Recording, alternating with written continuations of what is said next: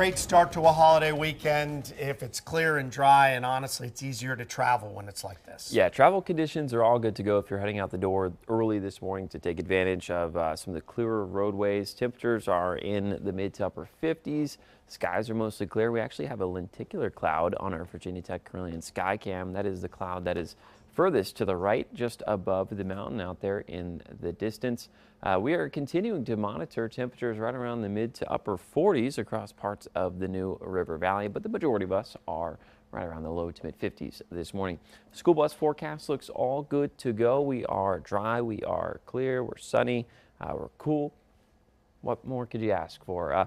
Light coat is going to be needed as the kids head out the door this morning. Temperatures will continue to warm up hour by hour thanks to our flow that is actually going to be out of the south at the surface. So ahead of this cool front, we've got winds basically out of the south, southwest, if you will. And this cool front may be bringing a couple of showers to some of the area. Also might be bringing a slight increase in cloud cover as we go hour by hour. Here's a look at right around this afternoon. We'll start to see partly cloudy skies being sheared apart by winds following in right behind this cool front, but not much rain or precipitation associated with this cool front like we usually see associated with cold fronts that pass through. Reason being, air on the backside, extremely dry.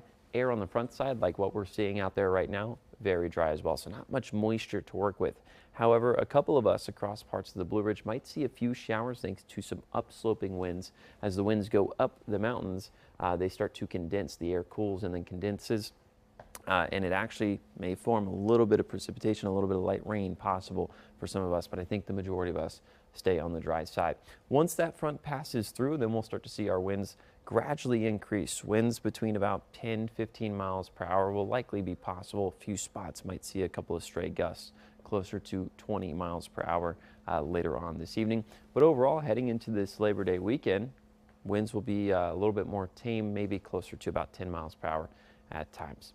Here's a look at your forecast highs for your Friday, 76 to about 83 degrees, a little bit on the warmer side thanks to those southerly winds ahead of that front. But then on the back side, we start to get cooler and drier air building in for our Saturday. So we'll start off our Saturday morning right around 50 to 60 degrees. Now in the afternoon on Saturday, we'll still be a little bit warmer. We'll be right around that 80-degree mark or so with partly cloudy skies, maybe mostly cloudy at times. Still going to be pleasant out there. But then Sunday, we are now tracking the chance for rain showers to be a little bit more scattered. I think areas along US 220 and out towards the west will have the highest chance to see some rain showers just because we do have an upper level low pressure system down to our south and east, which is going to spark up some showers across parts of the Carolinas. I think some of those could meander into our neck of the woods and spoil a little bit of our Sunday plans. So just be prepared for some sporadic, isolated to maybe scattered rain showers on your Sunday.